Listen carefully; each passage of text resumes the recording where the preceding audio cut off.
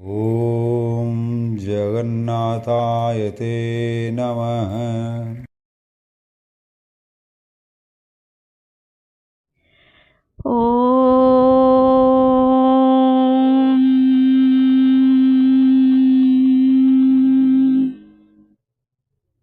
श्री परमात्मने नमः।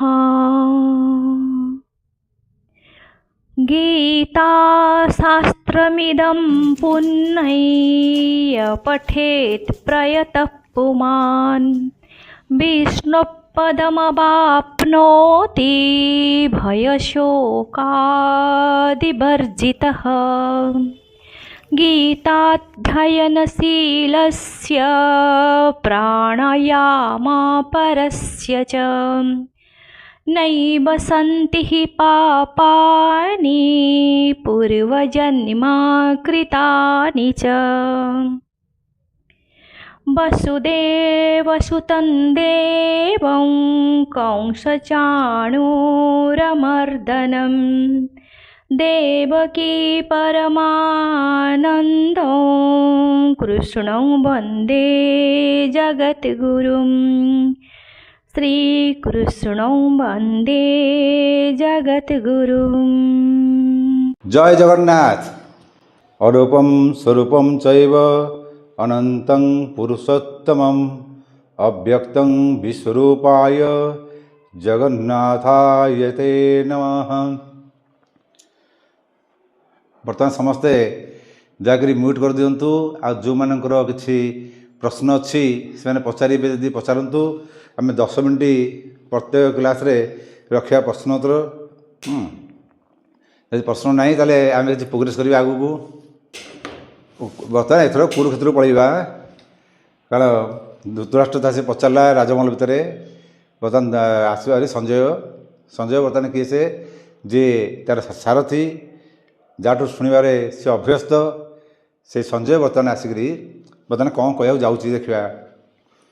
सब बड़ जिस हूँ संजय हो से भगवान कृष्ण हूँ एम बहुत जिन शिखबार अच्छी। आम बहुत जिन कथा कहला बहुत अनावश्यक कथा कहूँ। आम सेटा को केमी संक्षिप्त आकार सुंदर माधुर्य भाव में सम्मान सहित कहवा से संजय ठार शिक्षा करवा। पचारुची धृतराष्ट्र जे बर्तमान मोर मो पांडव मानकर पिला भितर माने कौन हो कुरुक्षेत्र में एक तो तार ना कुरुक्षेत्र। अच्छा जब कुरुक्षेत्र है पांडव मानक जी अंश कौरव मान से अंश ताले कौरव कहीं कहगला दुर्योधन को जो पांडव मान कौरव कहुनी कारण कुरु को नहीं तो कौरव ना। तेणु ये धृतराष्ट्र को लेकर धृतराष्ट्र कही था आउ बा गांधारी पुओ को कहुई था किंतु ना गांधारी पुओ को नहीं कहुच्छी ना धृतराष्ट्र को नहीं कहुच्छी। आम कुरुक्षेत्र को लेकर कौरव बोली कहे व्हेयर एज पंडुर पुओ को। तेणु पंडुंकर पुओ हेले पांडव धृतराष्ट्र पुओ मैंने होती कौरव। आम आमर भल ना जहाँ होता पछे आम जदि गोटे ना समाज रे परिस्थिति माने परिचित होगा से ना आम समस्ते चिन्ह को आरंभ करेंगे। इठी आम देखा जे दुर्योधन आउ जो गोटे पट रहा गोटे पट रहा आम युधिष्ठिर पंचु पांडव। दुर्योधन है से कुरु माने कुरुक्षेत्र बा से आम जो कुरुक्षेत्र कहे से रजा थिला। रजा ये दृष्टि कह कारण ता कथार राजनीति चलता धृतराष्ट्र ना को मात्र से धृतराष्ट्र के सब किसी काम ही नहीं से केवल तार काम है जे गादी बसवा जहाँ दुर्योधन कह चालना करवा। ये दृष्टि देखा गले आम रजा कले केवल दुर्योधन को बुझा कारण दुर्योधन द्वारा ही चालित होता। बर्तमान आम देखा जे ये कुरुक्षेत्र जो कौरव कहगला आ गोटे बड़ जिनस है जिते पांडव माने जन्म हेले बन जंगल रे जन्म के जब फेरिक आसिले कौटी राज्य को से दुर्योधन अलरेडी जन्म हो सारी ना से मानिया प्रश्न नुह जे एमाने मो वंशज एक तो जन्मरू से मानी सी आउ माने माने पसंद जे ये मो घर कहीं आसवे मो आम यहाँ मो घर पिला लोक ना से छोट पिला तेणु ये पिला बेलू भर कंट्रोवर्सी क्रिएट होती आउ अनेक समय बहुत लोग भावती जे शंकुनी शिखिकी करते नो डाउट शंकुनी शिखी किंतु शंकुनीर ये कूटनीति युद्ध है ना कारण जितेबाला सी द्वितीय थर भी खेल चाहिए इंद्रप्रस्थ दखल करने चाहिए से शंकुनी मना कर कहले आउ तो से पसना सी से रहतु तब तोर तू रह ये गोटे शंकुनी गोटे बड़ रोल अच्छी मना कर ता सत्वे जो युद्ध है शंकुनी तो तार मूल कर्णधार था चलला तेणु ये आम देखा जे जो कुरुक्षेत्र ताहले कौटी आम भारत वर्ष कौन जगह तो कुरुक्षेत्र थी ना कुरुक्षेत्रटा हरियाणा जगह हरियाणा ये हरियाणार जो कुरुक्षेत्र इपट रहा उत्तर प्रदेश इपट रहा पंजाब लगिकी से पूरा जा एंटायरटा कुरुक्षेत्र ये कुरुक्षेत्र विषय आद्य पर्व पूरा स्पष्ट लिखाई सी कि 50 ना 48 योजन लिखाई कोश लिखाई मत लगुनि 48 कि 50 कोश है भाया कारण गोटे कोशर तो एत जिते सैन्य आमर अच्छा ये 18 अक्षौणी सैन्य ये 18 अक्षौणी सैन्य को सीटी जगह हेन ना तेणु कुरुक्षेत्र कहले जदि आपण मान भर कि जाइथिबो ताल देखिए सेठी अच्छी ज्योतिषार तापर ब्रह्मकुंड ब्रह्मकुंडरू ब्रह्म सरोवर से ब्रह्म सरोवर ठू ज्योतिषार जोठिकी भगवान श्रीकृष्ण गीता को प्रदान करते अर्जुन को अर्थात समाज को से भीष्मकुंड भी अच्छी प्रमाण स्वरूप किंतु एठी आम देखा जे ये जो हरियाणा जो कुरुक्षेत्र ये कुरुक्षेत्र भितर जो संजय दृष्टि निक्षेप करुच्ची से कौन कौन देखुची से देखला जे बर्तमान ये दुर्योधन जोटा को देखुची ये दुर्योधन बर्तमान छाड़ी जाऊँगी द्रोणाचार्य पाखक संजय उवाच दृष्ट्वा तो पांडवानेकं व्यूढ़ दुर्योधन सदा आचार्य वसंगम्य राजवचनम अब्रवीत ये आमर देखु ये दृष्टवा ये देखिक जाऊँगी ये दृष्टा 3 थर होमर ये जो प्रथम अध्याय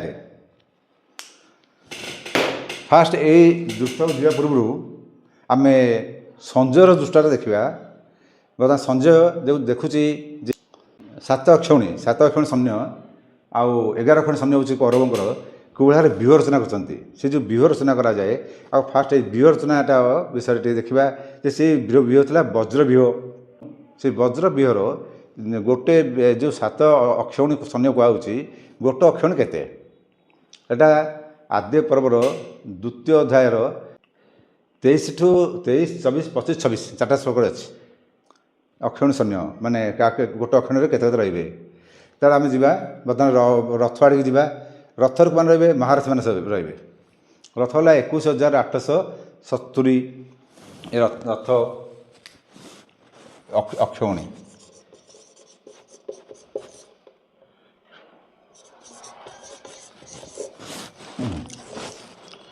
गोटे अक्षण रे रथ है यहाँ हूँ रथ 21,870 हाथी ये एका 21,870 घोड़ा आपण मानक क्लियर देखा तो घोड़ा 65,610 तार पदातिक सैन्य होती गोटे 1,09,350 1,09,350 ये जदि सब मिसेदेबा ताले गोटे छाउनी रे केते लोक रहिबे तेणु कुरुक्षेत्र जो वर्णना कराई जे क्षेत्र स्क्वायर से स्क्वायर जो टे डाउट मु पछर देखले आपन जणैबी कारण से आद्य पर्वटा मोटे मन नहीं टोटाल जब मिसा जाए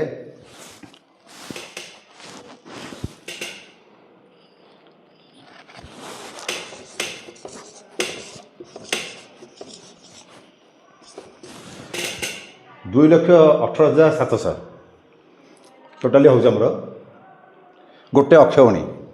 ତାହେଲେ ଚିନ୍ତା କରନ୍ତୁ 7ଟା ଅକ୍ଷୟଣୀରେ କେତେ ରହିବେ? ଆଚ୍ଛା, ହାତୀ ଉପରେ ଯେଉଁମାନେ ବସିଥିବେ ତା ମାହୁତ ଥିବ, ତେଣୁ ଯୋଡ଼େ ଲୋକ ଆସିଯିବେ। ରଥ ଉପରେ ଯେଉଁ ବସିଥିବେ ତାଙ୍କର ସାରଥୀ ଥିବ, ସେଠି ବି ଯୋଡ଼େ ଲୋକ ପଳେଇ ଆସିବେ। ତେଣୁ ଇଏ ମଧ୍ୟ ବି 21,870 ଲୋକ ବଳିଯିବେ। ତେଣୁ ଏ ସବୁଗୁଡ଼ା ଯଦି ମିଶାଯାଏ ତାହେଲେ ଗୋଟେ ଯେଉଁ କୁରୁକ୍ଷେତ୍ର ଆୟୋଜନ କରାଯାଇଛି 18 ଅକ୍ଷୟଣୀ ସୈନ୍ୟ କେମିତି କେତେ ଆରେଞ୍ଜମେଣ୍ଟ କେମିତି କରାଯାଇଥିବ। ବର୍ତ୍ତମାନ ଆମେ ଏଇ ଦୁଷ୍ଟ ଆଡ଼ୁ ଯିବା। କିଏ ଦେଖିଲା? ଦୁଷ୍ଟ ତୁ ପାଣ୍ଡବାନିକମ୍ ଦେଖୁଛି କିଏ ସେନା? ଦୁର୍ଯ୍ୟୋଧନ।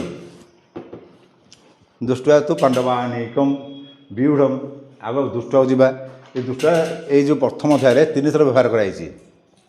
ପ୍ରଥମ ଥର ବ୍ୟବହାର ଫାଷ୍ଟ ଦୁର୍ଯ୍ୟୋଧନ ଦେଖିକିରି ଯାଇକରି ତାର ଗୁରୁ ଅର୍ଥାତ୍ ଦ୍ରୋଣାଚାର୍ଯ୍ୟ ପାଖକୁ ଯାଉଛି। ଦ୍ରୋଣାଚାର୍ଯ୍ୟକୁ ଉତ୍ସୁକ ହେଉଛି, ମାନେ ଟେହୁଛି। ଆଚ୍ଛା, ଦ୍ୱିତୀୟ ଦୃଷ୍ଟିଟା କ'ଣ? ଯେତେବେଳେ କୌରବମାନେ ଦେଖିଛି ଅର୍ଜୁନ ରାଗିକିରି ଧନୁ ଉଠେଇକିରି କହୁଛି, ହେ ଅଚ୍ୟୁତ, ତା ମଝିରେ ନେଇକି ଚାଲ, କି କେଉଁମାନେ ଯୁଦ୍ଧ କରି ମୁଁ ଦେଖିବି, ମାନେ ଧନୁ ଉଠେଇକିରି। ଅଚ୍ୟୁତ କୁହାଯାଇଛି, ସେ ସବୁ ବ୍ୟାଖ୍ୟା କରାହେବ, ଯାଇଛି। ତୃତୀୟ, ଯେତେବେଳେ ଅର୍ଜୁନ ଦେଖିଦେଇଛି ତାର ବଂଶ, ତା ପିତାମହ ଭୀଷ୍ମ, ଗୁରୁ ଦ୍ରୋଣାଚାର୍ଯ୍ୟ, ଗୁରୁ କୃପାଚାର୍ଯ୍ୟ, ତାହାରି ଲୋକ ଗୁଡ଼ାକ, ସେ ଅର୍ଜୁନ ରଥ ମାନେ ଗାଣ୍ଡି ଉଠେଇଦେଲା, ସିଧା ଥୋଇଦେଲା, କହିଲା ମୁଁ ଆଉ ପ୍ରଭୁ ସେଠି ଆଉ କହିଲେ, ହେ କୃଷ୍ଣ, ମୁଁ ଆଉ ଯୁଦ୍ଧ କରିବାର ନାହିଁ, ମୁଁ ସିଧା ମୋତେ କେଉଁଠି କ'ଣ କରିବି, ମୋତେ ଯୁଦ୍ଧ କଲାଟା ଠିକ୍ ଲାଗୁନି। ତାପରେ ସେ ତାର କୁଳ ଧର୍ମ, ସ୍ୱଧର୍ମ, ସମାଜ ଧର୍ମ, 3ଟା ଧର୍ମ ବିଷୟରେ କହିଛି। ତେଣୁ 3 ଥର ଦୃଷ୍ଟିଆ ବ୍ୟବହାର କରାଯାଇଛି। ଗୋଟେ ପାପୀ ଅନ୍ୟକୁ ଆହୁରି ଉତ୍ସୁଛି, ମାନେ ଟେହୁଛି। ଗୋଟେ ପୁଣ୍ୟାତ୍ମା ପାପକୁ ନଷ୍ଟ କରିବା ବାହାରୁଛି, ଦେଖିଲା ବେଳକୁ ସେଠି ତେଣୁ କୂଳ ନିଜର ଜ୍ୟେଷ୍ଠ ନିଜର ବଂଶଜକୁ ଦେଖୁଛି, ସେ କହୁଛି ନା, ଯୁଦ୍ଧ କରିବା ଠିକ୍ ହେବନି। ତେଣୁ ଏଠି ଅର୍ଜୁନର ଯେଉଁ ସାଧୁପଣ ସେଇଟା ଜାଣିବାକୁ ପଡ଼ିବ, କେତେ ସୁନ୍ଦର ସାଧୁତା ତା ଭିତରେ ଥିଲା। ଆଚ୍ଛା, ପାଣ୍ଡବାନିକମ୍।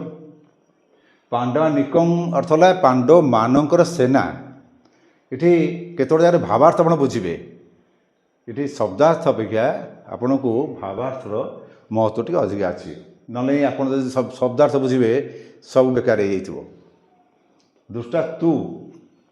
ଦୁଷ୍ଟା ତୁ ମାନେ ଏବଂ, ଏଟା ଏବଂ ନା ଏବଂ ଏଇ ଆଉ ଏବଂ। ହଁ, ଦୁଷ୍ଟା ତୁ ପାଣ୍ଡବାନିକମ୍, ପାଣ୍ଡବାନ ସୈନ୍ୟମାନଙ୍କୁ ବ୍ୟୁଢ଼ମ୍, ଏଇ ଯେଉଁ ବଜ୍ର ଭିହ, ଏ ଯେଉଁ ବୁଢ଼ାଟା ବଜ୍ର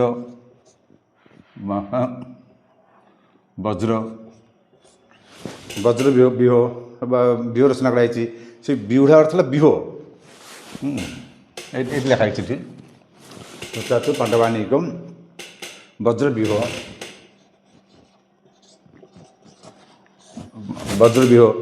ଆଚ୍ଛା,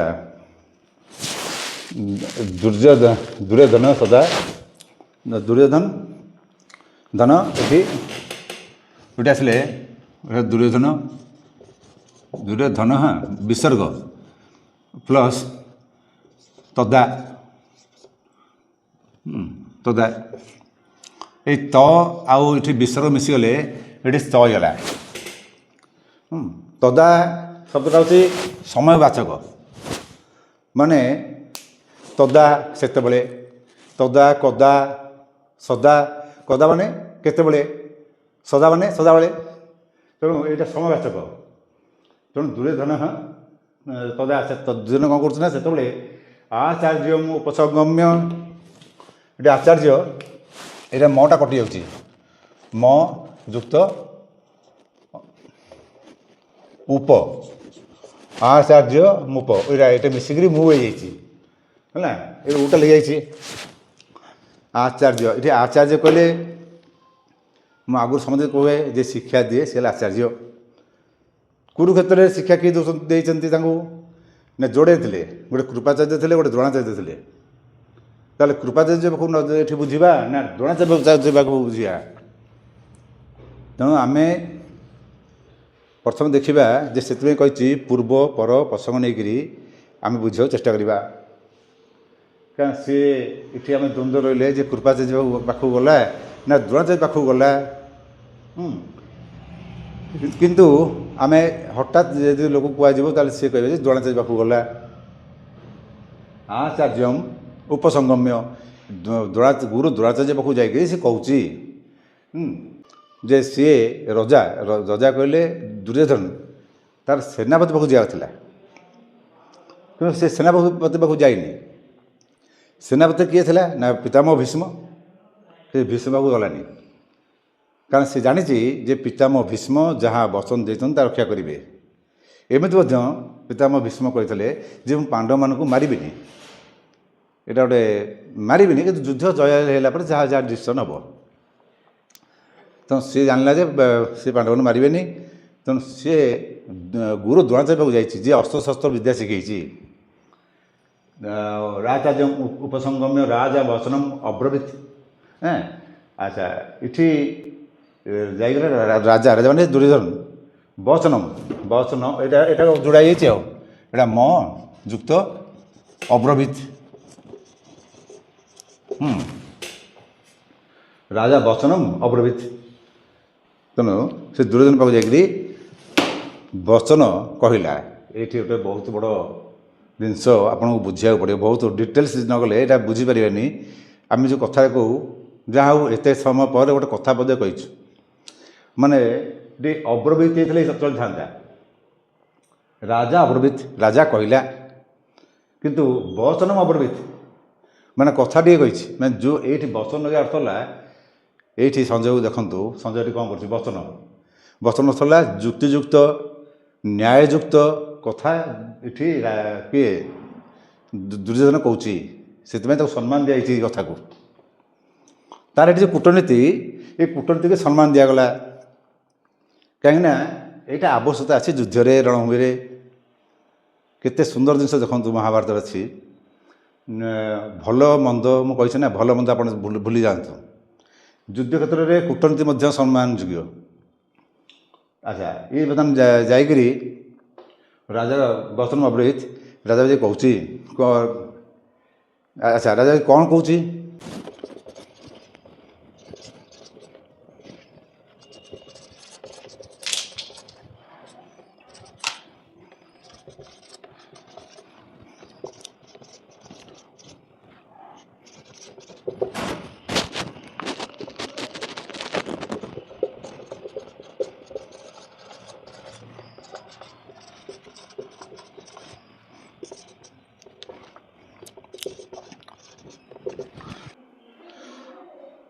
ଏଠି ବହୁତ ବଡ଼ ଜିନିଷ ଆସୁଛି। ପଶ୍ଚିତାଂ କୁଣ୍ଡୁ ପୁତ୍ରାଚାର୍ଯ୍ୟ ମହତିଂ ବିଉଢ଼ାଂ ଦ୍ରୁପଦ ପୁତ୍ରେଣ ତବ ଶିଷ୍ୟ ଧିୟମତାମ୍। ଏଠି ପ୍ରଥମ କଥା ହେଉଛି, ଆମେ ଦେଖିବା ଯେ ରାଜା ଦୁର୍ଯ୍ୟୋଧନ ଯେତେବେଳେ ଯାଉଛି ଆଚାର୍ଯ୍ୟ ପାଖକୁ, ସିଏ କୂଟନୀତି କ'ଣ ପ୍ରୟୋଗ କରୁଛି? ସିଏ ଉତ୍ସୁକ ହେଉଛି ରାଜା କାହାକୁ? ଗୁରୁ। ସେ ଜାଣିଛି ଗୁରୁ ଅସ୍ତ୍ରବିଦ୍ୟା ଶସ୍ତ୍ରବିଦ୍ୟା ପାରଙ୍ଗମ, ଏବଂ ଏଇ ମଧ୍ୟ ଜାଣିଛି ଯେ ଗୁରୁ ଦ୍ରୋଣାଚାର୍ଯ୍ୟଙ୍କର ଅର୍ଜୁନ ପ୍ରତି ପୁରା ମାତ୍ରାରେ ସପୋର୍ଟ ଥିଲା, ସହଯୋଗ ବି ଥିଲା। ତଥାପି ମଧ୍ୟ ସିଏ ଯାଇକି ତାକୁ ଚେଷ୍ଟା କରୁଛି ଯେ ଦେଖନ୍ତୁ, ହେ ପଶ୍ଚିତାଂ, ଦେଖ ଏ ଗୁରୁ ଆଚାର୍ଯ୍ୟ ଦେଖନ୍ତୁ, ପଣ୍ଡୁ ପୁତ୍ରାଚାର୍ଯ୍ୟ ମହତିଂ, ମହତ ମାନେ ବଡ଼,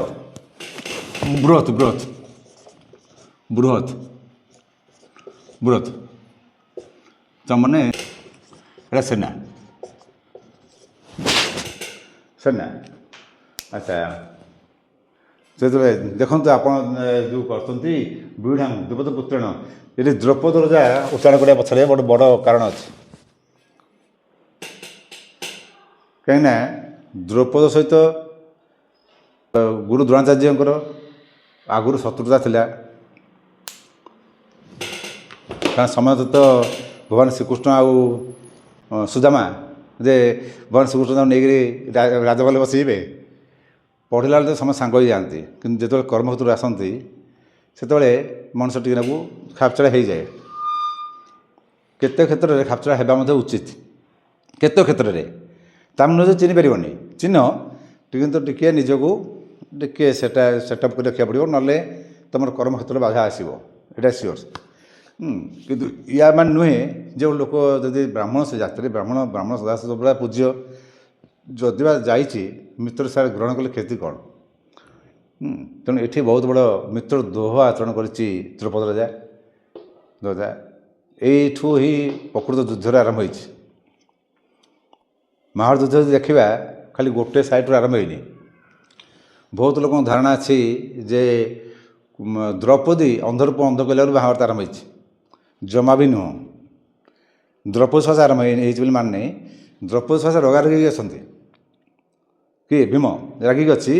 ଦୁର୍ଯ୍ୟୋଧନ ଆଉ ଦୁଃଶାସନ ମାରିବ, ତା ଜଙ୍ଗ ଭାଙ୍ଗିବ, ତାର ଭୁଜ ଉପାଡ଼ିବ, ରକ୍ତ ପିଇବ ସବୁ। ଆଚ୍ଛା, କିନ୍ତୁ ଏଠି ଯେତେବେଳେ ଦ୍ରୌପଦୀ ରାଜା ତାକୁ ଫେରେଇ ଦେଇଛି ସାଙ୍ଗ ମିତ୍ର ସାଙ୍ଗେ ଗ୍ରହଣ କରିନି, କହିছে ଯେଉଁ ଗୋଟେ ଗାଈ ତାକୁ କେତେଟା ଗାଈ ତାକୁ ଦାନ କରିଦିଅ। କାରଣ ସେ ତ ଦାନ ଉଠାଇ ଯାଇନଥିଲା। ଅସୁସ୍ଥ ଜନ୍ମ ହୋଇଛି, ଦୁଗ୍ଧ ହେଉନି, ସେ ଦୁଗ୍ଧ ବା କ୍ଷୀର ଖାଇବା ପାଇଁ ସେ ଗାଈଟେ ଦରକାର କରୁଛି। ଗୋଟେ ଗାଈ କାହିଁକି କ'ଣ ସେ କ୍ଷୀର ପାଇଁ ଗୋଟେ ଗାଈ ସେ ନ ଦେଇ ତାକୁ କ'ଣ କରୁଛି ନା ବାହାର କରୁଛି ଯେ ତୁମେ ଏଇଟା ବିକାରୀଟେ ତାକୁ ଦେଇଦିଅ। ଆଉ ଗୋଟେ ଜିନିଷ ମନେ ରଖିଥାନ୍ତୁ, କୌଣସି ବ୍ରାହ୍ମଣକୁ ଅପମାନ କରାଯାଏ, ବ୍ରାହ୍ମଣ ଯାହା ଦେହରେ ବ୍ରାହ୍ମଣ ଜିନ୍ ଅଛି ନା, ସେ ମଲା ପର୍ଯ୍ୟନ୍ତ ସେ ଅପମାନ ଭୁଲିବନି, ଏଇଟା ସିଓର। ବ୍ରାହ୍ମଣ ମଲା ତ ଅପମାନ ଭୁଲେନି, ଆଉ ସବୁ ଭୁଲି ଯାଇପାରେ, ଅପମାନ କେବେ ଭୁଲିବନି। ତେଣୁ ଦ୍ରୋଣାଚାର୍ଯ୍ୟ ସେଇଠୁ ଆସିଲେ। ଦ୍ରୋଣାଚାର୍ଯ୍ୟଙ୍କର ଲକ୍ଷ୍ୟ ଯେ ମୁଁ କେମିତି ଦ୍ରୌପଦୀକୁ ତାର ଦଣ୍ଡ ଦେବି। ସେ ଆସିକରି ଦେଖିଲେ ସେହି ସମୟରେ ହସ୍ତିନାପୁର ସବୁଠାରୁ ବିଶାଳ ଥିଲା। ତେଣୁ ହସ୍ତିନାପୁରକୁ ଯେତେବେଳେ ଆସିଲେ ପାଣ୍ଡବମାନଙ୍କୁ ଶିଖିବା ପାଇଁ, ମୋ ମତରେ ତ ଏଇଠି ବୋଧେ ହୋମ୍ ଟ୍ୟୁସନ୍ ଆରମ୍ଭ ହୋଇଛି। କାରଣ ସେଠି ହୋମ୍ ଟ୍ୟୁସନ୍ ମାନେ ସେ ପାଣ୍ଡବ ମାନେ ପୁରା ବିକ୍ରି ହେଇଗଲେ। ସେଠି ଯେଉଁ ବିକ୍ରି କରିଦେଇଛନ୍ତି ପାଣ୍ଡବମାନେ ଶିଖିବା ପାଇଁ, ଶିଖିଲା ପରେ ପଛରେ ଯେଉଁ କଥା ହେବ। ଏଇଠି ଯେଉଁ ବିକ୍ରି କରିବା ପରିଣାମ ଆସେ, ଆଜି ଦ୍ରୋଣାଚାର୍ଯ୍ୟକୁ ଯୁଦ୍ଧମୁଖୀ ଆସିବାକୁ ପଡ଼ିଲା ବ୍ରାହ୍ମଣ ହେଇକିରି, ନହେଲେ ସିଏ ତ ଗୁରୁ ରାଗରେ ଥାନ୍ତେ, ସିଏ କାହିଁକି ରଣଭୂମି ଆସିଥାନ୍ତେ। ଆଉ ଯଦି ବି ଆସିଲେ ତାହେଲେ ସିଏ ପାଣ୍ଡବଙ୍କ ପାଖରେ କାହିଁକି ରହିଲେନି? କାରଣ ଦ୍ରୋଣାଚାର୍ଯ୍ୟ ଦୁର୍ଯ୍ୟୋଧନର ଅନ୍ନ ଖାଇଛି। ତେଣୁ ସେଥିପାଇଁ ସେ ଦୁର୍ଯ୍ୟୋଧନ କହିଲେ ତୁ ମୋର ଅନ୍ନ ଖାଇଛୁ ମାନେ ଯୁଦ୍ଧ କର, ତୁ ଏଠି ଗୁରୁପୁର ନାହିଁ। ଏଇ ହେଲା ଦୁର୍ଯ୍ୟୋଧନ ଆଉ ଦାନବୀର କର୍ଣ୍ଣ ଭିତରେ ପାର୍ଥକ୍ୟ। କର୍ଣ୍ଣ ଦାନ ଦିଏ, ଭୁଲିଯାଏ, କିନ୍ତୁ ଦୁର୍ଯ୍ୟୋଧନ ଦେବ 100 ମାଗିଲେ 1000 ଦେଇଦେବ। ସେଥିପାଇଁ ତା ରାଜ୍ୟରେ ଭିକାରୀ ନଥାନ୍ତି। ଯଦି କୌଣସି ଲୋକ ଭିକ ମାଗ ଆସିଲା, ଏମିତି ଅଭାବ ଅଛି ଯେ ମନ ଇଚ୍ଛା ଦାନ କରିଦିଅ, ସେ ଦାନର କିଛି ଠିକଣା ନାହିଁ। କିନ୍ତୁ ଦାନ ଦେଇସାରିଲା ପରେ କହିବେ ଦେଖ ତୁ ମୋର ଖାଇଛୁ ମାନେ ମୋ ପାଇଁ କାମ କର।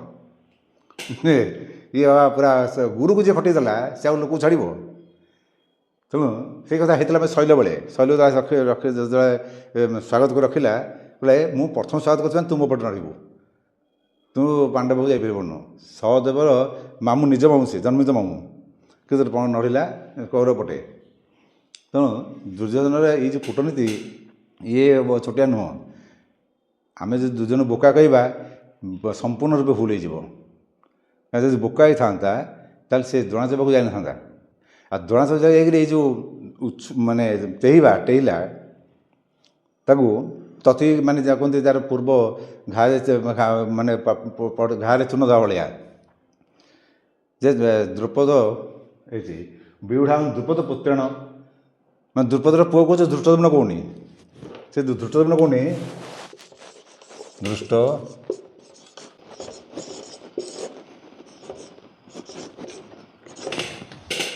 ଧୃଷ୍ଟଦ୍ୟୁମ୍ନ। ଏଠି ଧୃଷ୍ଟଦ୍ୟୁମ୍ନ ଡାଇରେକ୍ଟ କହିନି, ଆସିଗଲା କ'ଣ ନା ଦ୍ରୁପଦ ପୁତ୍ର, ମାନେ ସେ ରାଜା ଦ୍ରୁପଦକୁ ଆଣିବା ଅର୍ଥ ହେଲା ସେ ରାଗିକି ବାହାରିବ କି ସେ ଦ୍ରୋଣାଚାର୍ଯ୍ୟ। ତାର ଏଇ କୂଟନୀତି ଏଠି ପ୍ରଶଂସଯୋଗ୍ୟ ହୋଇଗଲା। କାରଣ ରଜାର କାମ ହେଉଛି ତାର ସୈନ୍ୟବାହିନୀକି ମାନେ ବିରୋଧୀ ପାର୍ଟି ସହିତ ଯୁଦ୍ଧ କରିବା, ନଢ଼େଇବା। ସେଠି ବଡ଼ ଜିନିଷ ଗୋଟେ କହିଛି, ତବ ଶିଷ୍ୟ, ମାନେ ତାଙ୍କର ଶିଷ୍ୟ ହେଲେ କିଏ? ଧୃଷ୍ଟଦ୍ୟୁମ୍ନ। ଆଚାର୍ଯ୍ୟଙ୍କ ଶିଷ୍ୟ ହେଉଛନ୍ତି ଧୃଷ୍ଟଦ୍ୟୁମ୍ନ। ଏ ଶିଷ୍ୟ ଶବ୍ଦଟା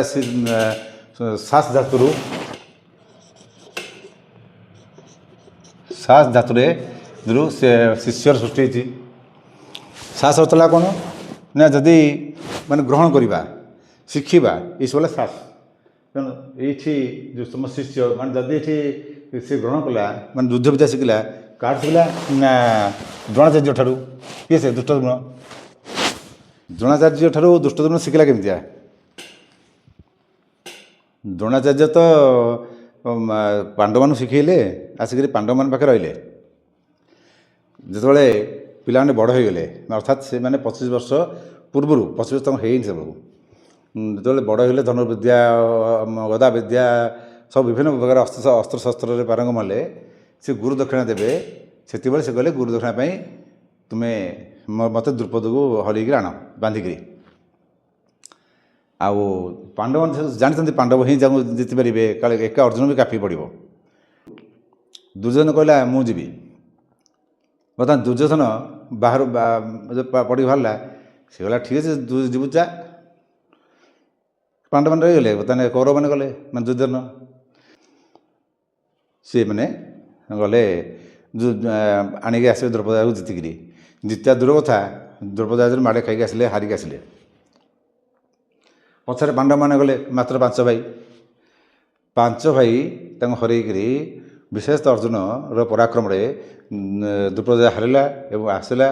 ଏବଂ ସେ ତା'ର ନିୟମ ହେଉଛି, ରାଜନୀତି ନିୟମ ହେଉଛି ଯେ ହାରିଯାଇଥିବା ରାଜାକୁ ମୁଣ୍ଡ କାଟି ଦିଆଯାଏ। କିନ୍ତୁ ଦ୍ରୋଣାଚାର୍ଯ୍ୟ କହିଲେ ନା, ମୁଁ ତ ମୁଣ୍ଡ କାଟିବିନି, ତୁ ବର୍ତ୍ତମାନ ମିତ୍ର ହିସାବରେ, ତୁ କହୁଥିଲା ସମାଜ ସଂସାର ମିତ୍ର, ସମାଜ ସଂସାର ମିତ୍ର ହୁଏ। ବର୍ତ୍ତମାନ ତୋ ରାଜ୍ୟ ଅଧା ହେଇଗଲା, ବର୍ତ୍ତମାନ ମୁଁ ତୋର ବରାବର ମାନେ ସମାଜ ସ୍କନ୍ଦ, ଯା ତୁ ତୋର ରାଜ୍ୟ ନେଇଯା। ବର୍ତ୍ତମାନ ଏ ବାକି ଅଧା ରାଜ୍ୟ ମୁଁ ତ ଆଉ ରଜା ହେବାକୁ ଚାହୁଁନି, ମୋ ପୁଅ ରଜା ହେବ। ପୁଅ ରଜା ହେଲା। କାହାର? ଆଚାର୍ଯ୍ୟଙ୍କର ପୁଅ ରଜା ହେଲା। ଅଶ୍ୱତ୍ଥାମା, ଚିରଞ୍ଜୀବ ଅଶ୍ୱତ୍ଥାମା ସେ। ହଁ, ଏଇ ଅପମାନଟା ସିଏ ରାଜା ଦ୍ରୁପଦ ଆଉ ଭୁଲି ପାରିଲା ନାହିଁ। ସେ ସମସ୍ତ ପାଖକୁ ଗଲା ଯେ ମୁଁ ପ୍ରତିଶୋଧ ନେବି। କାହାର? ନା ଦ୍ରୋଣାଚାର୍ଯ୍ୟଙ୍କର ପ୍ରତିଶୋଧ ନେବି, ମୋତେ ଯେଉଁ ଅପମାନ ଦେଲା। ମାନେ ସେଇ ପ୍ରତିଶୋଧ ଇଏରେ ଦ୍ରୋଣାଚାର୍ଯ୍ୟ ମାନେ ଗୋଟେ ରଜାର ଘରେ ରହି ଆକୁ ହରେଇଲେ। ସେଇ ପ୍ରତିଶୋଧ ନେବା ପାଇଁ ବୁଲି ବୁଲି ବୁଲି ସମସ୍ତେ ମନା କରିଦେଲେ, କହିଲେ ଏଗୁଡ଼ା ସବୁ ମାନେ ପ୍ରତିଶୋଧ ପରାୟଣ ଲୋକମାନଙ୍କୁ ସମସ୍ତେ ଆଡ଼ିଦେଲେ। ସୌଭାଗ୍ୟବଶତଃ ଋଷି ବାମଦେବ ସିଏ ତାକୁ କହିଲା ଠିକ୍ ଅଛି, ଯଦି ତୁ ଚାହୁଁଛୁ ଯେ ଏଇଭଳିଆ ଜିନିଷ ହେଇଛି, ତୋର ବି ତ ସନ୍ତାନ ତ ନାହିଁ, ସେ ତୁ ଶ୍ରୀଖଣ୍ଡୀ ମାନେ ଯିଏ ଭୀଷ୍ମକୁ ମାରିବା ପାଇଁ ଅମ୍ବା, ସେ ତପସ୍ୟା କରିକି ଶ୍ରୀଖଣ୍ଡୀ ହେଇଥିବ, ନା ପୁଅ ନା ଝିଅ କିନ୍ନର, ସେ ମହାଯୋଦ୍ଧା ମହାପରାକ୍ରମୀ ସିଏ। କାରଣ ଭୀଷ୍ମ ମାରିବା ପାଇଁ ଜନ୍ମ ହେଇଥିବ ନା କୌଶଳ ହେଇଥିବ କି? ସେ ଜନ୍ମ ତ ହେଇନି, ସେ କନଭର୍ଟ ହେଇଗଲା ନାରୀରୁ ପୁରୁଷ ନୁହେଁ କି ନାରୀ ନୁହେଁ କିନ୍ନରକୁ। ସେ ତାକୁ ପୁଅକୁ ରଖିଥିଲା। କିଏ? ସେ ଦ୍ରୌପଦୀ ରାଜା। ବର୍ତ୍ତମାନ ଟିକେ ତୁ ସନ୍ତାନ ଚାହୁଁଛନ୍ତି, ସ୍ତ୍ରୀ ସନ୍ତାନ ଦେଇଦେବା। ପୁତ୍ରେଷ୍ଟି ଯଜ୍ଞ କଲେ। ଯେ ଯଜ୍ଞ ତ ହେଲା ସନ୍ତାନ ପାଇଁ, ସନ୍ତାନ ଯଜ୍ଞ। ପ୍ରଥମେ ଯେଉଁ ଗୋଟେ ପୁଅ ବାହାରିଲା, ସିଏ ହେଲା ଦୁଷ୍ଟଦ୍ୟୁମ୍ନ। ହଁ, ଦୁଷ୍ଟଦ୍ୟୁମ୍ନ ବାହାରିଲା ପରେ ଆଉ ଗୋଟେ ଝିଅ ବାହାରିଲା, ସିଏ ହେଲା ଯାଜ୍ଞସେନୀ ଦ୍ରୌପଦୀ। ଦ୍ରୌପଦୀ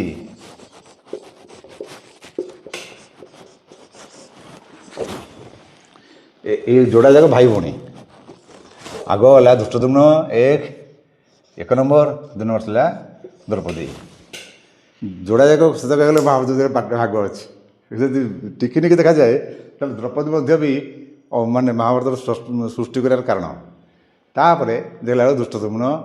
ବର୍ତ୍ତମାନ ସେ କହୁଛନ୍ତି ଏଠି ଯେ କିଏ ସେ ଦୁର୍ଯ୍ୟୋଧନ, ବିଉଢ଼ାଂ ଦ୍ରୌପଦୀ ପୁତ୍ରାଣ ତମ ଶିଷ୍ୟନ ଧୀମତା, ଧୀ ମାନେ ବିଚକ୍ଷଣ ବୁଦ୍ଧି ହେଲା। ତମ ଶିଷ୍ୟ, ତମ ଯାହାକୁ ଶିଷ୍ୟ କରିଛ, ଦେଖ ତମ ଶିଷ୍ୟ ଦୁଷ୍ଟଦ୍ୟୁମ୍ନ କେତେ ସୁନ୍ଦର ଭାବରେ ବ୍ୟୂହ ରଚନା କରିଛି। ଆମର ଏତେ ସୈନ୍ୟ ଅଛନ୍ତି, 11 ଅକ୍ଷୌଣୀ ସୈନ୍ୟ, କିନ୍ତୁ ବ୍ୟୂହ ରଚନା ମାନେ ସେତେ ଭଲ ହେଇନି। କିନ୍ତୁ ତାଙ୍କର 7 ଅକ୍ଷୌଣୀ ସୈନ୍ୟରେ ଏତେ ସୁନ୍ଦର ଦେଖାଯାଉଛି ଯେମିତି ଆମ ସୈନ୍ୟଠୁ ତାଙ୍କ ସୈନ୍ୟ ଅଧିକା, ମାନେ ସେଭଳି ସୁସଜ୍ଜିତ ଅଛନ୍ତି। ଆଉ ତାଠୁ ବଡ଼ ଜିନିଷ ହେଉଛି ଯେ ସେମାନଙ୍କର ସମସ୍ତଙ୍କର ଭିତରେ ଏକତାଟା ଅଛି ଯେ ଆମେ କୌରବମାନଙ୍କୁ ହରେଇବୁ। କିନ୍ତୁ ଯେଉଁଟାକି ଆମ ଭିତରେ ନାହିଁ। ଆମ ଭିତରେ କୌରବମାନଙ୍କୁ ହରିବା ତ ଦୂର କଥା, ମାନେ ସିଏ ପିତାମହ ଯିଏ ସେନାପତି ପିତାମହ ଭୀଷ୍ମ, ସିଏ ହେଉଛନ୍ତି ପାଣ୍ଡବମାନଙ୍କୁ ମାରିବେନି। ଇଆଡ଼େ ଗୁରୁ ଦ୍ରୋଣାଚାର୍ଯ୍ୟ, ଅର୍ଜୁନ ପ୍ରତି ଦୁର୍ବଳତା ଅଛି, ସିଏ ମଧ୍ୟ ପାଣ୍ଡବ ମାରିବା ସପକ୍ଷରେ ନୁହନ୍ତି। ସିଆଡ଼େ ଅଶ୍ୱତ୍ଥାମା, ସିଏ ମଧ୍ୟ ବି ଏତେ ସତ ଗଲେ ଦୁର୍ଯ୍ୟୋଧନକୁ ଭଲ ପାଏନି। ସେଇଟା ସେ ସଦାବେଳେ ପାଣ୍ଡବମାନଙ୍କୁ ଭଲ ପାଏ। କିନ୍ତୁ ତା ବାପକୁ ମାରିଲା ପରେ ସେ ରାଗିଗଲା ପଛରେ, ଯେ ବାପକୁ କପଟ କରି ମାରିଲା ପରେ, ମାନେ ଦ୍ରୋଣ ପର୍ବରେ। ନହେଲେ ଅଶ୍ୱତ୍ଥାମା ମଧ୍ୟ ବି ପାଣ୍ଡବ ସପୋର୍ଟର। ଆଚ୍ଛା, ମୁଖ୍ୟ ମୁଖ୍ୟ ଯୋଦ୍ଧା ଗୁଡ଼ାକ ସବୁ ପାଣ୍ଡବ ସପୋର୍ଟର। ଗୋଟିଏ ହାତରେ ଥିଲା ସେ ହେଲା କର୍ଣ୍ଣ। ସେ କର୍ଣ୍ଣ ପୁଣି ରହିଛି, ମାନେ ସେ ଯୁଦ୍ଧ ରଣକୁ ବି ଆସିବନି। କାରଣ ପିତାମହ ଭୀଷ୍ମଙ୍କର ଥିବ କଥା ଥିବ ଯେ ମୁଁ ଯୁଦ୍ଧ କଲାବେଳେ କର୍ଣ୍ଣ ଯୁଦ୍ଧକୁ ଆସିବନି। ତେଣୁ ସେ ଶିବିର ରହିଲା। କିଭଳି ଦୁର୍ଭାଗ୍ୟ ସେ ତାର। ତେଣୁ ଏଠି ଦେଖୁଛି ଦୁର୍ଯ୍ୟୋଧନ ଯେ ମୁଁ ଯଦି ଏଠି ଦ୍ରୋଣାଚାର୍ଯ୍ୟକୁ ନ ଟେକିବି ତାହେଲେ ଆଉ ମୋର ଯୁଦ୍ଧ ଜିତିବାର କୌଣସି କାରଣ ଆଶା ନାହିଁ। କାରଣ ସେ ଦେଖୁଛି ତାଙ୍କ ଭିତରେ କାହାର ଖାପଛଡ଼ା, ମାନେ ଏତେ ଏକତା ନାହିଁ, ଖାପଛଡ଼ା ଅଛି। ଗୋଟେ ପଟ ସମସ୍ତେ ଏକତା ହେଇକି ନଡ଼ିଆ ଲାଗିଛନ୍ତି, ଅଳ୍ପ ସଂଖ୍ୟା। ଇଏ ବହୁ ସଂଖ୍ୟା ଥିଲେ କ'ଣ ହେବ, କାହା କାହା ତ ପଡ଼ୁନି। ଆଉ ଗୋଟେ ଜିନିଷ ହେଲା, ସେଇ ସମୟରେ ଯୁଦ୍ଧ ତ ସମସ୍ତେ ଜାଣିଥିଲେ, କିନ୍ତୁ ବ୍ୟୁହ ରଚନା କରିବା, ଏଇ ଯେଉଁ ବ୍ୟୁହ, ଚକ୍ର ବ୍ୟୁହ, ଚନ୍ଦ୍ର ବ୍ୟୁହ, ଚନ୍ଦ୍ର ବ୍ୟୁହ କୃଷ୍ଣ ବଢ଼ିଆ କରନ୍ତି। କାରଣ ତାଙ୍କର ତ ବ୍ୟୁହ ରଚନା କରିଥିଲେ ଭଗବାନ ଶ୍ରୀକୃଷ୍ଣ। ଆଉ ଏପଟେ ତ ବ୍ୟୁହ ରଚନା କରିଥିଲେ ଏମାନେ ସବୁ ବସିକରି ପିତାମହ ଭୀଷ୍ମ ଆଉ ଦ୍ରୋଣାଚାର୍ଯ୍ୟ। ସେତେବେଳେ ସମୟରେ ଦ୍ରୋଣାଚାର୍ଯ୍ୟ ସବୁଠାରୁ ଶ୍ରେଷ୍ଠ ବ୍ୟୁହ ରଚନା କରିଥିଲେ। ମାନେ ଗୋଟେ ବ୍ରାହ୍ମଣ ଲୋକ, ଆକ୍ଚୁଆଲି ଦେଖନ୍ତୁ, ବ୍ରାହ୍ମଣ ଲୋକ କ୍ଷତ୍ରିୟ ଭିତରେ ପାର୍ଥକ୍ୟ ଲାଗିଆ। କ୍ଷତ୍ରିୟ ସେ ତାର ତ ବିଦ୍ୟାଟି ଶିଖିବ। ମନେକର ଯେଉଁ ଧନୁବିଦ୍ୟା କାହାର ଭଲ ହେଲା ଅର୍ଜୁନର, ତାମାନେ କ'ଣ ସେ ଗଦା ବିଦ୍ୟା ଜାଣିନି ନା ଖଣ୍ଡା ଜାଣିନି ନା କ'ଣ ଜାଣିନି, ଜାଣିଛି। ସବୁ ବେଷ୍ଟ ହେଉଛି ତାର ଧନୁ। ଭୀମର ହେଲା ଗଦା। ତେଣୁ ଗୋଟେ ବ୍ରାହ୍ମଣ କିନ୍ତୁ ସବୁ ଶିଖିଥାଏ, ଧନୁର୍ବିଦ୍ୟା, ଗଦା ବିଦ୍ୟା, କୁନ୍ତ ବିଦ୍ୟା, ସେ ବାଲା ବିଦ୍ୟା, ତାପରେ ଖଣ୍ଡା ବିଦ୍ୟା ସବୁ ଶିଖିଥିବ ସେ। ତା ସହିତ ବ୍ୟୁହ ରଚନା ବି ଶିଖିଥିବ, କାରଣ ସେ ଗୁରୁ ହେବ ନା, ଗୋଟେ ବ୍ରାହ୍ମଣ ଗୁରୁ ହେବ ନା। ସେଥିପାଇଁ ବ୍ୟୁହ ରଚନା ସବୁଠୁ ଶ୍ରେଷ୍ଠ ଥିଲେ ସେତେବେଳେ ଦ୍ରୋଣାଚାର୍ଯ୍ୟ। ସେଠି ଦୁର୍ଯ୍ୟୋଧନ କହୁଛି ଆପଣ ଶ୍ରେଷ୍ଠ ବ୍ୟୁହ ରଚନା କରି ହେଲେ କ'ଣ ହେବ, ଆପଣଙ୍କର ଶିଷ୍ୟ କିଏ ସେ ଦୁଷ୍ଟଦମନ, ଦେଖନ୍ତୁ ତାଙ୍କର ସେନାପତି ହେଇଛି। ସେ କେତେ ସୁନ୍ଦର ଭାବରେ ବ୍ୟୁହ ରଚନା କରିଛି ଯେ କେତେ ସୁନ୍ଦର ଦେଖାଉଛି ଆଉ ବଳିଷ୍ଠ ଦେଖାଉଛନ୍ତି ସେମାନେ।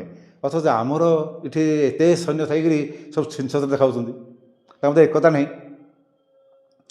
କଥାଟା ତିନି ଆଡ଼ିକି ପାଉଛି ତାର। ଗୋଟେ ଏଠି ଆମେ ଦେଖିବା ଯେ ସିଏ ଆଚାର୍ଯ୍ୟ ବାବୁ ଯିବାଟା ଯୁକ୍ତିଯୁକ୍ତ। ରଜା ହିସାବରେ ବିରୋଧୀ ସୈନ୍ୟକୁ ଶତ୍ରୁମାନଙ୍କ ବିରୁଦ୍ଧରେ ଉତ୍ସୁକେଇବାଟା ବେଶ ଯୁକ୍ତିଯୁକ୍ତ। ଏ ସବୁ ଦୃଷ୍ଟି ଦେଖିଲେ ସେ ଯୁକ୍ତିଯୁକ୍ତ କଥା କହୁଛି ଯେ ଦୁଷ୍ଟଦମନ ତାଙ୍କର ଶିଷ୍ୟ ହେଲା କେମିତିଆ ଦ୍ରୋଣାଚାର୍ଯ୍ୟଙ୍କର।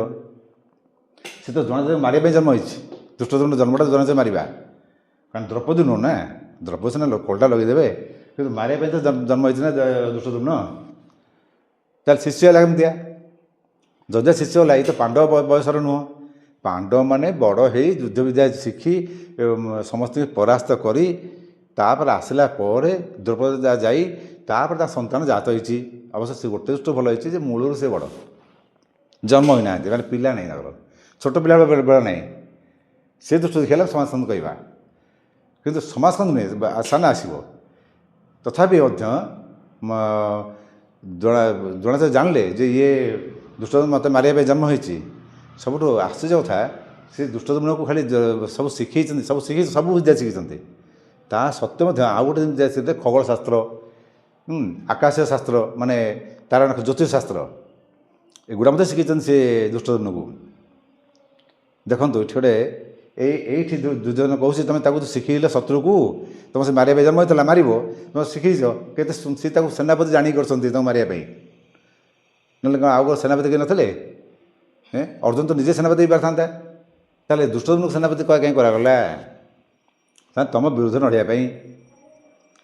ଆଉ ଗୋଟେ ବର୍ତ୍ତମାନ ଦେଖନ୍ତୁ, ଆପଣ ଶ୍ରେଷ୍ଠ ବ୍ୟୁହ ରଚନା କରି ଆପଣଙ୍କର ଶିଷ୍ୟ ଏତେ ବୁଦ୍ଧିମାନ ଯେ ଆପଣଙ୍କ ଠାରୁ, ସେ ଆପଣଙ୍କ ଠାରୁ ଆଉ ସୁନ୍ଦର ବ୍ୟୁହ ରଚନା କରିଛି, ବଜ୍ର ବ୍ୟୁହ। ତେଣୁ ଏଇ ସବୁ ଦୃଷ୍ଟିରୁ ଠିକ୍ ଅଛି। ରାଜା ବଚନ ଅବ୍ରବୀତ, ବଚନ ଶବ୍ଦଟାକୁ ଇମ୍ପୋର୍ଟାନ୍ସ ଆମେ ଦେବା, କାରଣ ବଚନଟା ସେ ଏଠି ଗୋଟେ ଯୁକ୍ତିଯୁକ୍ତ ହେଲା, ମାନେ ଶତ୍ରୁ ବିରୁଦ୍ଧରେ ତତେଇବା ଠିକ୍। ଦ୍ୱିତୀୟ ଜିନିଷ ହେଉଛି ସେ ଦ୍ରୋଣାଚାର୍ଯ୍ୟ ଯିବାଟା ବି ଠିକ୍। ଆମେ ଦୁର୍ଯ୍ୟୋଧନ ପାଖରେ ଆଉ ଗୋଟେ ଭଲ କ୍ୱାଲିଟି ପାଇବା। ବଡ଼ ଜିନିଷ ହେଲା ସେ ଶତ୍ରୁ ପକ୍ଷର ସୈନ୍ୟମାନଙ୍କୁ ଆଗ ଫାଷ୍ଟ ତୁଳନା କରୁଛି, ଦେଖୁଛି ସେ ଶତ୍ରୁ ପକ୍ଷର ଯୋଦ୍ଧାମାନେ କୁକମାନେ ଅଛନ୍ତି। ତାପରେ ଯାଇକରି ସେ ଆସିକରି ନିଜ ସୈନ୍ୟକୁ ଦେଖାଉଛି। ଏଇଟା ଗୋଟେ ଭଲ ଯୋଦ୍ଧାର ଲକ୍ଷଣ। ମାନେ ଯିଏ ରଣଭୂମି ରଣନୀତି ଜାଣିଥାଏ ସେ ଦୃଷ୍ଟିରୁ ଦୁର୍ଯ୍ୟୋଧନ ଶ୍ରେଷ୍ଠ କୁହାଯିବ। ପ୍ରଥମ ଶ୍ଲୋକ ହେଲା ଦ୍ୱିତୀୟ ସୁଭାଷ, ଦ୍ୱିତୀୟ ଶ୍ଲୋକ ହେଲା ଦୁଷ୍ଟାତ ପାଣ୍ଡବାନିକମ ବୀରମ ଦୁର୍ଯ୍ୟୋଧନ ରାଜା ଦୁର୍ଯ୍ୟୋଧନ ଯାଇଛି ଦ୍ରୋଣାଚାର୍ଯ୍ୟ ପାଖକୁ। ତୃତୀୟ ହେଉଛି ପଶ୍ଚିମ ପଣ୍ଡୁ ପୁତ୍ରମାଚାର୍ଯ୍ୟ ବିହତିଂ ଚମୁମ। ସେ ତାପରେ ସେ ଦେଖିକରି ସେନାମାନଙ୍କୁ ତାର ବିହକୁ ସେ କୋଶ୍ଚିନ୍ କରିଛି। ସେଠି ସେ କହୁଛି କିଛି ହେ ଆଚାର୍ଯ୍ୟ ବର୍ତ୍ତମାନ ଦେଖନ୍ତୁ ଯେ ତାଙ୍କର ସୈନ୍ୟମାନେ କିଏ କିଏ କିଏ ଭଲ ଯୋଦ୍ଧା ଅଛନ୍ତି ସେଇଟା ଆମେ ପଛରେ ଆଲୋଚନା କରିବା। 4, 5, 6ରେ ତାଙ୍କ ସୈନ୍ୟ କଥା କହିଛନ୍ତି ସେ କିଏ ସେ ଦୁର୍ଯ୍ୟୋଧନ। ତାପରେ କହିଛି ଯେ ଆମ ସୈନ୍ୟ କିଛି ଖରାପ କମ୍ ନାହାନ୍ତି। ଆଉ ତାପରେ 7ରେ କହିକରି 8, 9, 10 ବେଳକୁ ସେ ନିଜ ସୈନ୍ୟମାନଙ୍କର କଳନା କରିଛି। 11 ତ ପିତାମହ ଭୀଷ୍ମ ତ ଶଙ୍ଖ ଫୁଙ୍କିଛନ୍ତି। ଆଉ ଏସବୁ ଦୃଷ୍ଟି ଦେଖିବାକୁ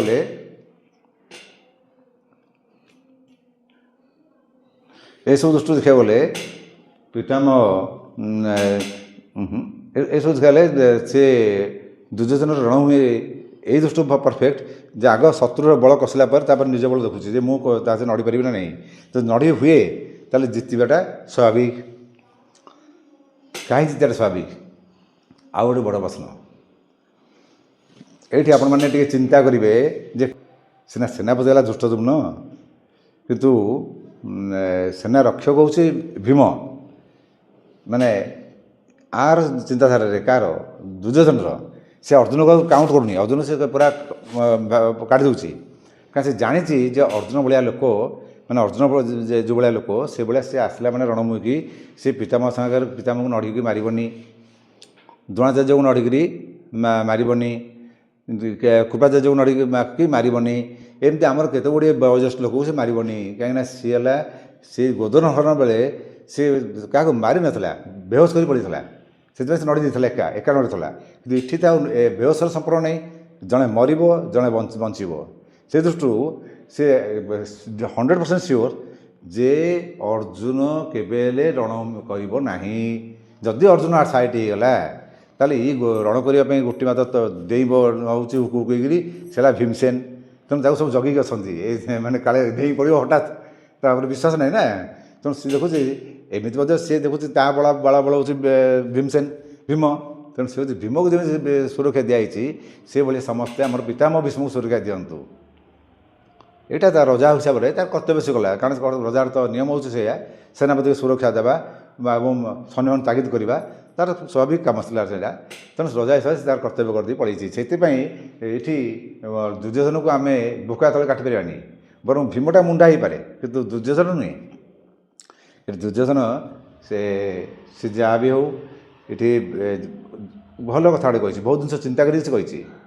ଆଉ ଏକ୍ଜାକ୍ଟଲି ଅର୍ଜୁନ ସେୟା ହିଁ କଲା। ଅର୍ଜୁନ ଯେତେବେଳେ ଯୁଦ୍ଧରେ ଆସିକି ଦେଖିଲା, ଗୋଟେ ଜିନିଷ ଦେଖନ୍ତୁ, ଏଠି ଅବଶ୍ୟ ପ୍ରସନ୍ନାର୍ଥେ ଶଙ୍ଖଧ୍ୱନି ହେଇଛି କୌରବପଟୁ। ତାପରେ କୃଷ୍ଣ ଶଙ୍ଖ ପଞ୍ଚଜନ୍ୟ ବଜିଛନ୍ତି, ସେ ଅଲଗା ଆମେ ପଛରେ ଆଲୋଚନା କରିବା। ପାଣ୍ଡବମାନେ ଶଙ୍ଖ ଫୁଙ୍କିଲା ପରେ ଯୁଦ୍ଧ ହେଇଯିବା କଥା, କିନ୍ତୁ ଶଙ୍ଖ ପରେ ଯୁଦ୍ଧ ହେଇନି। ଅର୍ଜୁନ ଅଚ୍ୟୁତ ମାନେ କୃଷ୍ଣଙ୍କୁ ଧରିକିରି ଆସିକିରି ମଝିରେ ଠିଆ ହେଇକି ଦେଖୁଛି କେଉଁ ସୈନ୍ୟମାନେ ନଡ଼ିବାକୁ ଆସିଛନ୍ତି। ରଣ ହେଇଯିବା କଥା, କିନ୍ତୁ ରଣ ହେଉନି। କାରଣ ସେଠି ଦୁର୍ଯ୍ୟୋଧନ ଜାଣିଛି ଏ ଯେଉଁ ଆସିଲା ଇଏ ଭାଗିବ, ଏ ଦେଖିକିରି ଭାଗିବ, ପଳେଇବ। ସେ 100% ସିଓର। ଯେତେବେଳେ କଥାବାର୍ତ୍ତା ଆରମ୍ଭ ହେଇଗଲା, ଯେତେବେଳେ ଗୀତା ଆରମ୍ଭ ହେଲା, ସେ ବୁଝିପାରୁନି କ'ଣ ଚାଲିଛି, କାହିଁକି ଯୁଦ୍ଧ ନଈକି ସବୁ ଠିଆ ହେଇଛନ୍ତି, ଚୁପଚାପ ହେଇଛନ୍ତି। ସେଟା ପଛ କଥା।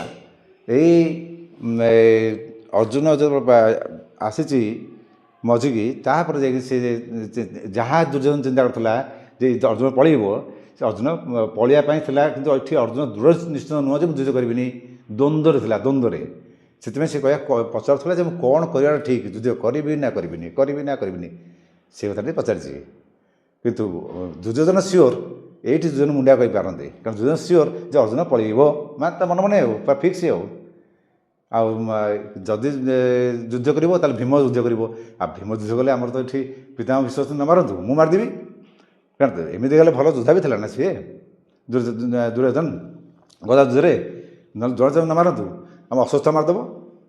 କାରଣ ଭୀମ ଅଶ୍ୱତ୍ଥାଙ୍କୁ ବଳେଇବନି ନା। ତେଣୁ ଏଇ ସବୁ ଦୃଷ୍ଟିରୁ ଦୁର୍ଯ୍ୟୋଧନ ଏକବାର ଠିକ୍ କଥା ଚିନ୍ତା କରୁଥିଲା। ଯଦି ସେଠି କୃଷ୍ଣଙ୍କ ଭଳିଆ ଗୋଟେ ଲୋକ ଯଦି ନ ଆସନ୍ତି, ଭଗବାନ ଯଦି ଟପ୍ କିନା ନ ପଡ଼ନ୍ତି, ତାହେଲେ ଅର୍ଜୁନ ଯାଇଥିଲା, ପାଣ୍ଡବମାନେ ସଫା ହେଇଥାନ୍ତେ। କାରଣ ସେ ତ ଧର୍ମରାଜ ଯୁଧିଷ୍ଠିର ଯୁଦ୍ଧ କରିବା ପାଇଁ ଆସିକି ଠିଆ ହେଇଛନ୍ତି, ଯୁଦ୍ଧ କରିବେ, କ୍ଷେତ୍ରୀର ଧର୍ମ ସେଇଟା, ଯୁଦ୍ଧ କରିବା ସେ ଠିଆ ହେଇଛନ୍ତି, ତାଙ୍କ ଧର୍ମ ପାଳନ କରୁଛନ୍ତି। କିନ୍ତୁ ଅର୍ଜୁନ ଥିଲା ରଞ୍ଜୁ, ଦୌଡ଼ି ତ ଯେମିତି ବାନ୍ଧିବ ସେ ସେମିତି ବାନ୍ଧି ହେବ। ସେମିତି ଅର୍ଜୁନର ଫ୍ଲେକ୍ସିବୁଲ୍ ବ୍ରେନ୍ ଫ୍ଲେକ୍ସିବିଲିଟି ଅଛି ଅର୍ଜୁନର, ଯେଉଁଟାକି ଧର୍ମବାନ ଯୁଧିଷ୍ଠିରର ନାହିଁ। ସେଥିପାଇଁ ତାର ଯେଉଁ ଫ୍ଲେକ୍ସିବିଲିଟି ନାହିଁ ବ୍ରେନ୍ର, ଯେଉଁ ବ୍ରେନ୍ଟାକୁ ଅର୍ଜୁନ ପାଖରେ ଅଛି, ସେଥିପାଇଁ କୃଷ୍ଣ କହିଛନ୍ତି ଯେ ପାଣ୍ଡବ ଭିତରେ ମୂଲ୍ୟ ଅର୍ଜୁନ, ଫାଲ୍ଗୁନି ଦଶମ ଅଧ୍ୟାୟରେ। ଏଇ ଦୃଷ୍ଟିରୁ ଦେଖିବାକୁ ଗଲେ ଆମ ସମସ୍ତଙ୍କର ସେଇଆ ଅବସ୍ଥା। ଆମେ ଯଦି ଅର୍ଜୁନ ଭଳିଆ ଫ୍ଲେକ୍ସିବୁଲ୍ ବ୍ରେନ୍ ନ ରଖିବା, ଯଦି ଧର୍ମରାଜ ଯୁଧିଷ୍ଠିର ଭଳିଆ ଆମେ ଯଦି ଧର୍ମ ପାଳନ କରିବା, ସେ ଧର୍ମ ପାଳନ କରୁଥିବା କୃଷ୍ଣଙ୍କର ପ୍ରିୟ ନୁହଁ। କୃଷ୍ଣ ଏମିତି ବି ବଡ଼ ଭାଇ ସମ୍ମାନ ଦିଅନ୍ତି, ଏମିତି ଅପ୍ରିୟ ନୁହେଁ, କିନ୍ତୁ ସେତେଟା ପ୍ରିୟ ନୁହଁ ଯେତେଟା ଅର୍ଜୁନ ପ୍ରିୟ। ତେଣୁ ଆମକୁ ସବୁ ଫ୍ଲେକ୍ସିବୁଲ୍ ଆଣି କରିବାକୁ ପଡ଼ିବ ବ୍ରେନ୍, ଆମକୁ ବୁଝିବାକୁ ପଡ଼ିବ ଯୁଦ୍ଧ ମାନେ ପ୍ରତି ଜିନିଷ, ଖାଲି ଯୁଦ୍ଧ ନୁହେଁ, ପ୍ରତ୍ୟେକ ଲୋକର ମନରେ ତ ସଦାବେଳେ ପାଇଁ ଦ୍ୱନ୍ଦ୍ୱ ଚାଲିଛି, ଏଇଟା କରିବି ସେଇଟା କରିବି, ଏଇଟା କରିବା ଉଚିତ ଏଇଟା ଅନୁଚିତ। ସେଇ ଦ୍ୱନ୍ଦ୍ୱକୁ ଭିତରେ ଯଦି ଏଠି ଭଗବାନଙ୍କ ଆଶୀର୍ବାଦ ଦରକାର ବା ସଦ୍ଗୁରୁଙ୍କର ଆଶୀର୍ବାଦ ଦରକାର, ଏଠି ଯଦି ଗୁରୁ ଠିକ୍ ମିଳିଗଲା, ଏଠି ଏଇ ଆର ଦ୍ୱିତୀୟ ଅଧ୍ୟାୟରେ ସପ୍ତମ ଶ୍ଲୋକରେ ଅର୍ଜୁନ ନିଜକୁ ଶିଷ୍ୟ ହିସାବରେ ଯେତେବେଳେ ମୁଣ୍ଡିଆ ମାରିକି ପଚାରୁଛି କୃଷ୍ଣଙ୍କୁ, ତାପରେ କୃଷ୍ଣ କହୁଛନ୍ତି, ଆକ୍ଚୁଆଲି କୃଷ୍ଣ ପ୍ରଥମ ଦ୍ୱାରା ପୁରା ସାଇଲେନ୍ସ, ଗୋଟେ ଗୁଡ୍ ଲିସନର। ତେଣୁ ତୁମେମାନେ ଏଠି ଗୋଟେ ଜିନିଷ ଶିଖ ଯେ ଗୁଡ୍ ଲିସନର ହେବା, ଆମେ ଭଲ ଭାବରେ ଶୁଣିବାକୁ ଚେଷ୍ଟା କରିବା। ଦ୍ୱିତୀୟ ଥର ହେଲା ଯେ ଆମେ କହିଲା ବେଳକୁ ଜଗି ରଖି କହିବା, ଯେତେଟା ଦରକାର। ଆମେ ଜଣେ ପଚାରିବା, ଜଣେ କହିଲା ତୁମେ ଖାଇଛ ନା, ହଁ ମୁଁ ଖାଇଛି ଭାଇ, ମୁଁ ଖାଇଛି ମୁଁ ଖାଇଛି। ତତେ ପଚାରିଲାନି କ'ଣ ଖାଇଛୁ ନା ନାହିଁ, ହଁ ୟେସ୍ ହଁ ଖାଇଛୁ। ଏଇ ସର୍ଟରେ ଆପଣମାନେ ଆନ୍ସର ଦେବାକୁ ଚେଷ୍ଟା କରନ୍ତୁ, ଆଉ ସର୍ଟ ବି କହିବାକୁ ଚେଷ୍ଟା କରନ୍ତୁ। ତେଣୁ ଏଇଗୁଡ଼ାକ କେବଳ ଅଭ୍ୟାସ ଦ୍ୱାରା ଆସ୍ତେ ଆସ୍ତେ ଚାଲିଯିବ। କାହିଁକିନା ଏଇଗୁଡ଼ା ସବୁ କେତେ ଗୁଡ଼ିଏ ଜିନିଷ ଜିନ୍ ବଶତଃ ଆସିଥାଏ, ବାପା ମାଆଙ୍କର ବଂଶାନୁକ୍ରମିକ ଜିନ୍ ଭାବରେ ଆସିଥାଏ। ଗୋଟେ କେତେ ଗୁଡ଼ିଏ ଜିନିଷ ଆସିଥାଏ, ମନେକର ଯେଉଁ କଥା ହୁଡ଼ିରେ ଯିବା, ଇଏ କରିବା, ଏଇଟା ସବୁ ଜିନ୍ ଆସିଥାଏ। ଆମେ ତାକୁ ଆସ୍ତେ ଆସ୍ତେ ନିଜର ଧ୍ୟାନ ବଳରେ, ନିଜର ଯୋଗ କ୍ରିୟା ବଳରେ ଏବଂ ଭଗବାନଙ୍କ ଆଶୀର୍ବାଦରେ ସେସବୁ, ଭଗବାନଙ୍କ ଆଶୀର୍ବାଦ ହେଲେ ଗୋଟେ ଦିନରେ ଗୋଟେ ମୁହୂର୍ତ୍ତରେ ହେଇଯିବ, ସେ ଆସ୍ତେ ଆସ୍ତେ ସବୁ ଦୂର ହୁଏ। ଆମେ ଆଜି ଏଇଠି ରଖିଦେବା। ଆମେ କାଲି ନେକ୍ସଟ ସେସନରେ ଆମେ କୌରବ ପାଣ୍ଡବମାନଙ୍କର ଯେଉଁ ମୁଖ୍ୟ ରଥୀ ଆଉ କୌରବମାନଙ୍କ ମୁଖ୍ୟ ରଥୀ ନେଇକରି ଆଉ ଟିକେ ଆଡ଼ଭାନ୍ସ କରିଯିବା, ଆଗକୁ ପଳାଇବା। କାରଣ ବହୁତ ଲୋକଙ୍କର ପ୍ରଶ୍ନ ଆସିଛି ଯେ ଆପଣମାନେ ଏତେ ଲମ୍ବାନ୍ତୁନି, ସର୍ଟରେ ସାରନ୍ତୁ। କେତେ ଲୋକ କହୁଛନ୍ତି ଆପଣ ନସୁର ପଛକେ ଆପଣ ଭିଭିଡ଼ଲି କୁହନ୍ତୁ। ଏ ଯୋଡ଼ା ଜାଗା ଭିତରେ ଆମେ ବର୍ତ୍ତମାନ ଚିନ୍ତା କରୁଛେ ଯେ ମଧ୍ୟମ ପନ୍ଥା ଗ୍ରହଣ କରିବା। ମଧ୍ୟମ ପନ୍ଥା ହେଲା ଆମେ ନା ଭିଭିଡ଼ଲି କହିବା, ଯେ ସର୍ଟରେ ରହିବା ଚେଷ୍ଟା କରିବା। ଆଉ ଯାହା ଯାହା ଡାଉଟ୍ ଅଛି ସେ ପଚାରିଲା ବେଳେ ଆମେ ତାକୁ ଡିଟେଲ୍ସ କହିଦେବା। ତେଣୁ ଏଠି ଦୁଷ୍ଟଦ୍ୟୁମ୍ନ ଶିଷ୍ୟ କେମିତି ହେଲା ଗୋଟେ ବଡ଼ ଡାଉଟ୍, ସେଇଟା ଆପଣ ଦେଖିଲେ ଦୁଷ୍ଟଦ୍ୟୁମ୍ନ ନିଜେ ଆସିକରି ଦ୍ରୋଣାଚାର୍ଯ୍ୟ ଶିକ୍ଷା କରିଥିଲା। ଦ୍ରୋଣାଚାର୍ଯ୍ୟ ଜାଣିଲେ ଯେ ଦୁଷ୍ଟଦ୍ୟୁମ୍ନ ଶିକ୍ଷା ଦେବି, ତାହେଲେ କିଛି ଇଏ ଦ୍ରୌପଦୀ ପଳେଇ ଆସିବ ଅର୍ଜୁନ ପାଖକୁ। ସିଏ ଜାଣିନଥିଲେ ଯେ ପଞ୍ଚୁ ପାଣ୍ଡବ ପାଖକୁ ପଳେଇ ଆସିବ। ଯାହା ବି ହେଉ, ଘରଟାକୁ ଏକାଠି ରଖିବା ପାଇଁ ହେଲେ ନାରୀର ଭୂମିକା ବହୁତ ଥାଏ। ଆଉ କୁନ୍ତି ଏଟାକୁ ଭଲ ଭାବରେ ଆପ୍ଲାଏ କରିଦେଲେ ପଞ୍ଚୁପାଣ୍ଡବକୁ ଗୋଟେ ନାରୀ ଦେହରେ ବାନ୍ଧିବ, ଗଲା କାମ ଶେଷ, ଆଉ ଘର ଭାଙ୍ଗିବାର ନାହିଁ। ସବୁ ଘର କଳହର କାରଣ ବି ଗୋଟେ ତିନିଟା ଜିନିଷ। ଆଉ ଧନ ବି ସେମିତିଆ, ଧନ, ଭୂମି ଆଉ ନାରୀ, ଏ ତିନିଟା ଜିନିଷ କଳହର ମୁଖ୍ୟ କାରଣ। ଏଇ ତିନିଟା ଜିନିଷ ଯଦି ସମାନ ଆସିବ, ତାହେଲେ ସେଥିପାଇଁ ଯଦି ତିନିଟା ଠିକ୍ ଥିବ, ଯଦି ରହିବା ପାଇଁ ଘର ଥିବ, ବାଗାନ ବଢ଼ି ତୁମ ଇଚ୍ଛା ମୁତାବକ ବାଡ଼ି ବଗିଚା ଥିବ, ତାପରେ ପର୍ଯ୍ୟାପ୍ତ ଧନ ଥିବ, ଆଉ ତୁମ ଇଚ୍ଛା ମୁତାବକ ନାରୀ ପତ୍ନୀ ଥିବେ, ତାହେଲେ ତୁମେ କେବେ ଦୁଃଖୀ ହେବନି। ଆଉ ଯଦି ସେଇଟା ନ ରହିଲା, ବାଡ଼ିଆ ପିଟା ହେଲେ। ତେଣୁ ଆମକୁ ସେଗୁଡ଼ାକରୁ ମୁକ୍ତି ଯିବାର ଅଛି। ଆମର ସେଇଟା ଦରକାର ନାହିଁ, ଆମର କୃଷ୍ଣ ଦରକାର। ତେଣୁ ଏଇ କୃଷ୍ଣକୁ କେବଳ ଯେତେବେଳେ ଅର୍ଜୁନ ମାଗିଛି, କୃଷ୍ଣ ତାର ହିଁ ସାରା ପାର୍ଥର ସାରଥି ହେଇକରି ଅଛି।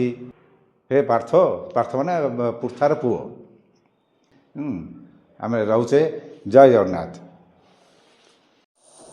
ଯଦି ଆପଣମାନଙ୍କୁ ଆମର ଭିଡ଼ିଓଟି ପସନ୍ଦ ଆସିଛି, ତେବେ ଏହିପରି ଭିଡ଼ିଓ ପ୍ରଥମେ ଦେଖିବା ପାଇଁ ଲାଇକ୍, ସେୟାର ଆଣ୍ଡ ସବସ୍କ୍ରାଇବ୍ କରି ପାଖରେ ଥିବା ବେଲ୍ ଆଇକନ୍କୁ ପ୍ରେସ୍ କରନ୍ତୁ। Thank you.